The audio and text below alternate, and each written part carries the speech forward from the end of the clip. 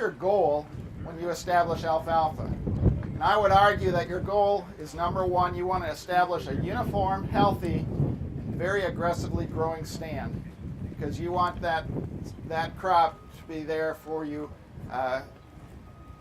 being aggressive starting in that first seeding year as well. So in order to do that, we need to know a few numbers. And so I've listed a few things here, and maybe I'll just ask the audience. We're going to talk about fertility first. Who knows what these numbers stand for? 6.8, 60, and 5. I'll start with 6.8 first. Anybody have a clue? Soil pH, right? Alfalfa needs a fairly high pH to be really successful. And soils vary all over the place. Of course, some are more alkaline, some more acidic.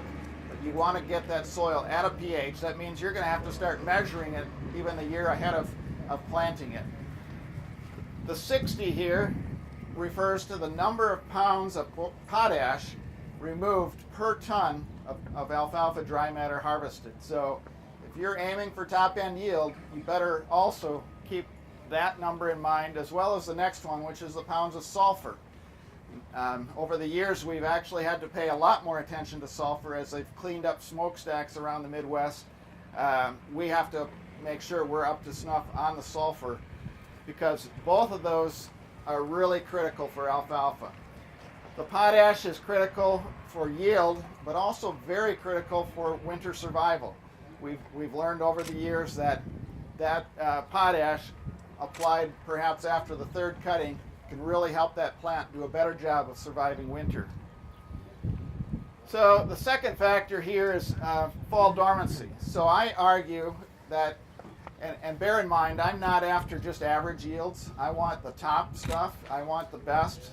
I don't think any of you are in dairy farming just for average. I think you're in there to win.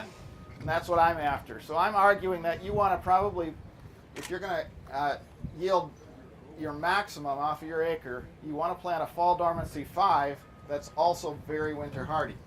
Obviously, we've paid attention to winter hardiness over the years. There used to be a pretty good relationship between winter hardiness and fall dormancy, and so the lower the fall dormancy, the more winter hardy.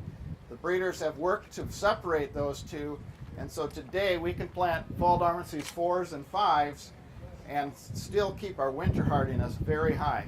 So stay aggressive with that. Select top genetics with disease resistance. So greater than 50% is the percent of plants that would be considered, and we'll talk about this in a minute, the HR for disease resistance. The 35 stands for disease resistance index, which is a number we use in the industry that helps you classify 7 major alfalfa diseases. And if you score them from a 1 to 5, 5 being the best, 7 times 5 would give you 35. So if you had the highest resistance of all 7 varieties, you'd have a disease resistance index of 35.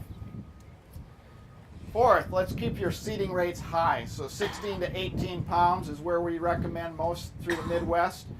Again, we do that because we want to start with a very solid, very uniform stand that can grow aggressively. In addition, pay attention to minimize competition from nurse crops. Not saying that you can't use a nurse crop in the spring, but just be careful of it. And as well, the weeds that might show up. And finally, make sure we're controlling the insects in those first 60 days of establishment in particular. Potato leafhoppers like to get in there. Weevils and other aphids can come in at certain times. But that first 60 days, when that plant is just getting itself established, getting its root system going, you want to pay attention to those insects and control them.